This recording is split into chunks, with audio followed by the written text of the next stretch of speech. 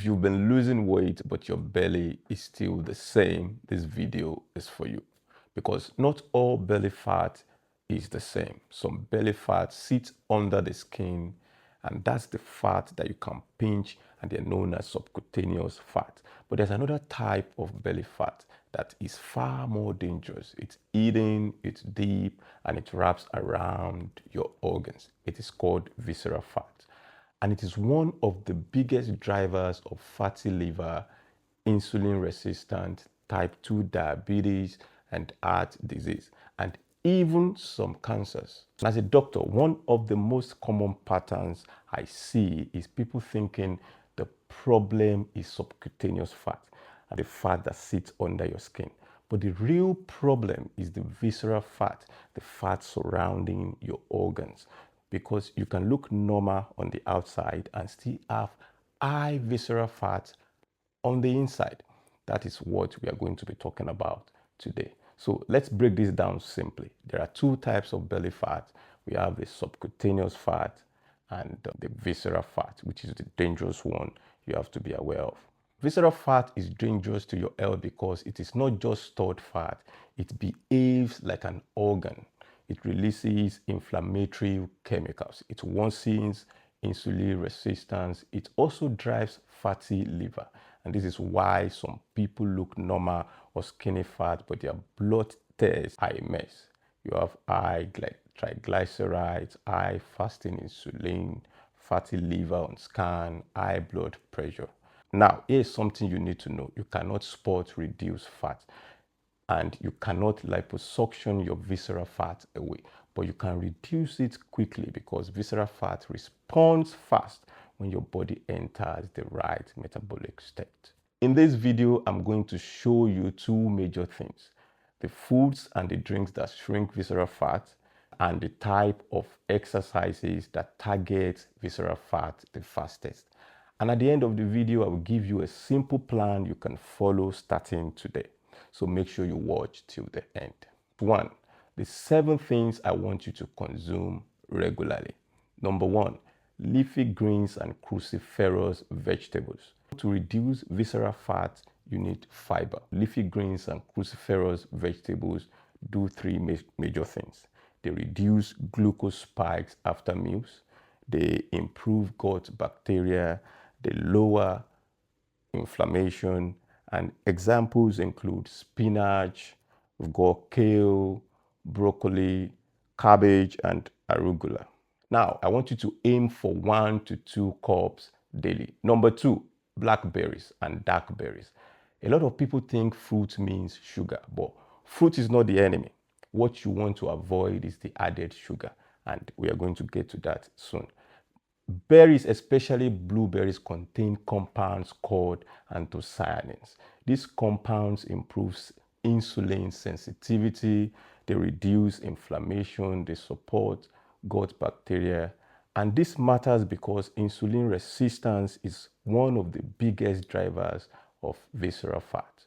1 cup a day is enough. And frozen berries work as well as fresh berries, so you can have either ones. 3. Plain Greek yogurt. If you want to shrink visceral fat, you need to fix the gut metabolism connection. Fermented foods support gut bacteria, which is linked with better appetite signals, better glucose control, and lower inflammation.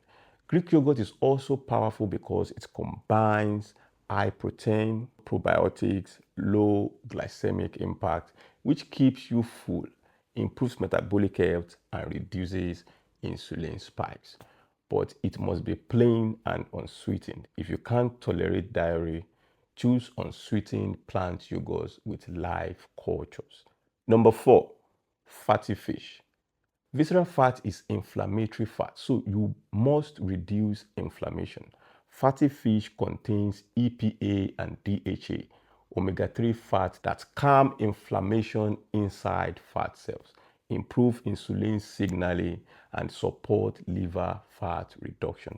Examples of these include salmon, sardines, and mackerel. Aim for 2 servings per week. If you're plant-based, you can have walnuts, chia seeds, flax seeds. They are good and they provide ALA, a precursor. Number 5, extra virgin olive oil. This is one of the best fat swaps you can make. Many people are eating too many processed oils and ultra processed foods. When you replace processed oils with extra virgin olive oil, studies consistently show improvements in waist circumference, in the metabolic markers, and visceral fat indicators. And this is because olive oil contains oleic acid, polyphenols, and antioxidants. This reduces oxidative stress and inflammation. You can use it on salads, on vegetables, and for low heat cooking. Number 6, avocados. Avocados help with visceral fat. They improve insulin sensitivity and appetite control. They contain monounsaturated fats, soluble fibers, and anti-inflammatory compounds. So you stay full for longer and your blood sugar stays stable. And a stable blood sugar means less visceral fat storage. Number 7, green tea or black coffee. Now, green tea contains catechins, especially EGCG. This can increase fat oxidation and activate AMPK, a metabolic switch that helps your body access stored fat. If you don't like green tea, black coffee works too, but here is the rule. Do not turn the coffee into cake. No syrups, no sugar, no fancy creamers, because if you spike insulin with your coffee, you cancel the benefit. Now, what to stop doing? Let's talk about what grows visceral fat the fastest, because many people eat healthy, but they have eating triggers. Number 1, too much added sugar, especially fructose.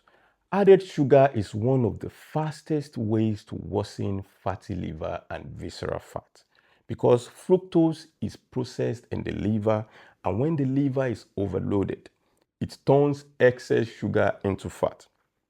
This is why sweet drinks are so dangerous. Sweet drinks like soda, juice, sweetened coffee, bubble tea, and healthy smoothies that are loaded with sweeteners. So fruit is not the problem, added sugar is the problem. Number 2, too much saturated fat without balance. It's not the saturated fat that is evil. The problem is when your diet is dominated by it. Fatty cuts of meat daily, butter heavy meals, and processed meat. Overfeeding studies show that saturated fat leads to more visceral fat gain, even when weight gain is similar. So the goal is balance. More unsaturated fats most days, saturated fat occasionally, leaner cuts of meat more often, and fatty fish regularly. Part 2, the exercises that target visceral fat the fastest. Studies repeatedly show that moderate to vigorous cardio and interval training are the most effective for visceral fat. You do not need to kill yourself, you just need the correct intensity. Here is the simplest way to measure it, the talk test. With moderate intensity, you can speak in full sentences, but you sound winded. While with vigorous intensity, you can only speak a few words before breathing. So you aim for 2 to 3 cardio sessions per week, 30 to 45 minutes, moderate to vigorous intensity. And on the other days, you can walk daily. Aim for 8,000 plus steps. Walking is underrated because it reduces insulin resistance and keeps you in a fat-burning metabolic state. Now, something important you need to know about the scale. Some of you will do all this and the scale will barely move at first, so do not panic. Visceral fat can drop significantly and insulin sensitivity can improve even if total weight changes slowly. The scale is not the full story. Your waist, your energy, your labs, those are the real markers you should be concerned about. Now, as promised, here's what I want you to do starting today. Step 1, eat for visceral fat loss daily. Include at least 4 of these daily: leafy greens or cruciferous, vegetables, berries, fermented foods like yogurt and kefir, avocado, olive oil, green tea or black coffee, and include omega-3 foods 2 times per week. Step 2, cut the 2 biggest visceral fat drivers. Remove sweet drinks, reduce added sugar, don't overdo saturated fat daily. Step 3, train the right way. Do cardio 2 to 3 times per week for 30 to 45 minutes. Intensity will be moderate to vigorous. Walk on your off days, 8,000 steps plus. Step 4, sleep matters more than you think. So poor sleep increases hunger hormones. It worsens insulin resistance and increases belly fat storage. A simple rule is there should be no food 2 to 3 hours before sleep. Have the same sleep window daily and reduce screen times at night.